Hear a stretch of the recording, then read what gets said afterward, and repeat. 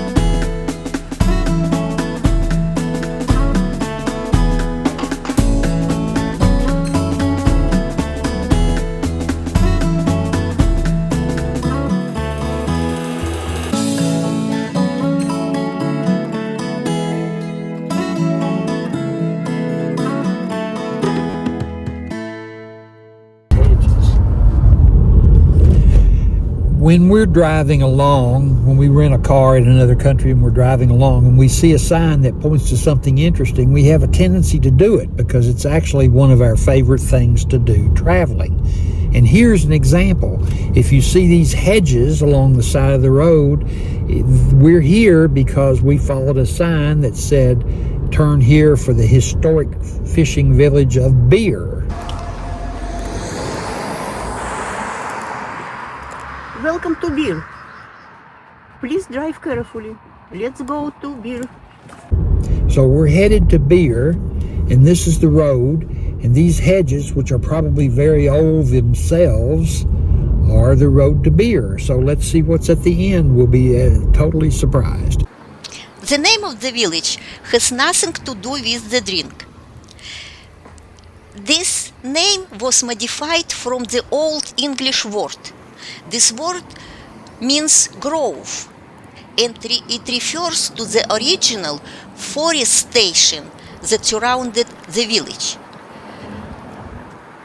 Beer is mentioned in the Domesday Book of 1086, and that time it had only 28 people. Now the population of Beer is over 1,300. It is a coastal village, and you see, it actually grew up, not rapidly maybe, but why it grew up? Because, because of the surrounding grove and caves, smugglers, caves and cove. Caves and cove used for storage contraband goods. So it's why it grew. But right now, of course, this village is not a smuggler's village. It is a tourist place and fishing village.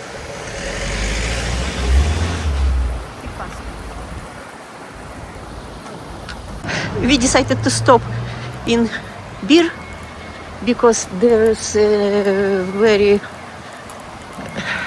interesting name we noticed.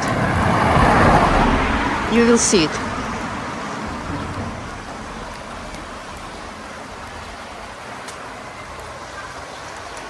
The Smuggler's Kitchen. That from UK. The Smuggler's Kitchen beer. Can you imagine? Small towns in England are very interesting, very nice. And there is the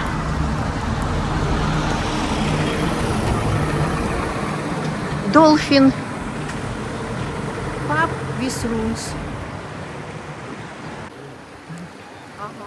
You know, we took a cruise ship from Florida to England, and on the ship we met a few English people who told us that just drive along the coast and you will see many picturesque fishing villages. They are just one after another, and it is true. For example, this village Beer is just a mile away from Lime Ridges. We showed you that small town in our previous video.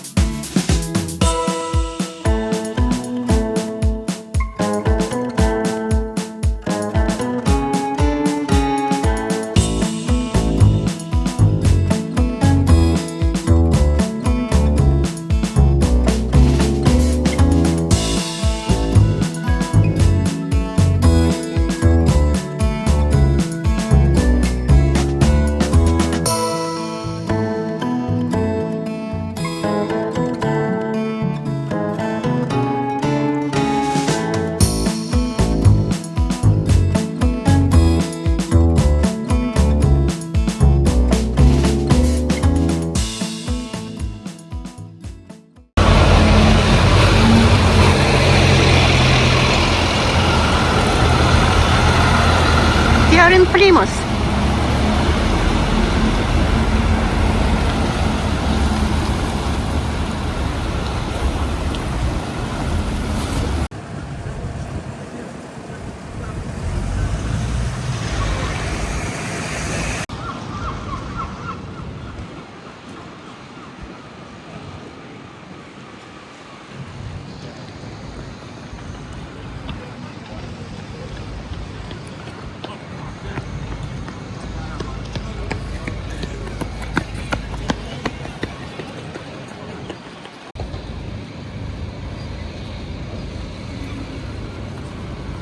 One of the many naval, marine, ocean-related things that happened here is that this was the place from which the Mayflower ship left. The first permanent settlement in what is now the United States was the ship the Mayflower, which carried a group of Protestants from here to Boston, or actually to outside of Boston, to the Massachusetts Bay Colony, which they established, and that was the first permanent settlement of Europeans in what is now the United States.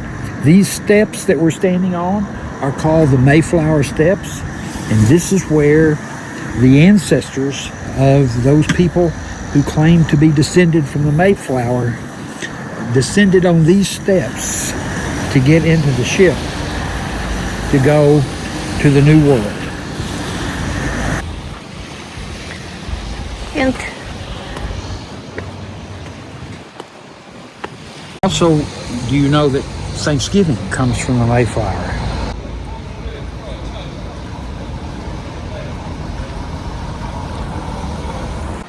By the way, Plymouth is world famous for its historic gin.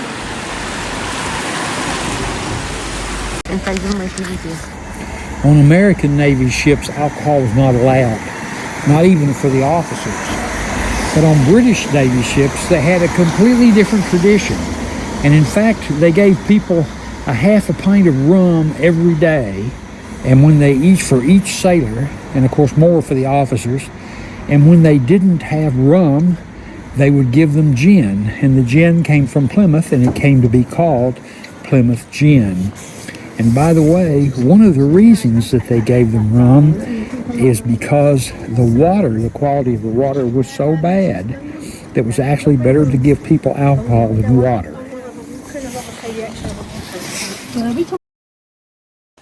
On our way to Land's End, we discovered that there is a very, in my opinion, interesting place we want to stop. Let's see. It seems like it is not a major tourist attraction, so you have to take steps to the field. I don't know, not a field. What is it, Hap? Well, yes, it is a field. It's a farmer's field. One of the many ways in which England is different from the United States is that all over England there are public footpaths that have been preserved actually for centuries as public right-of-ways. And in this case, in the case of this farmer's field, he has an archaeological site on his field. So my guess, knowing something of English law, is that when this property is bought and sold, it includes a provision that you won't mess with this and you will leave it open to the public. And of course the footpath, which we're on right now, stays open to the public forever. And that kind of thing is common in England. You will see signs for public footpaths everywhere, and they are legal rights of way for the public to walk, often over private land.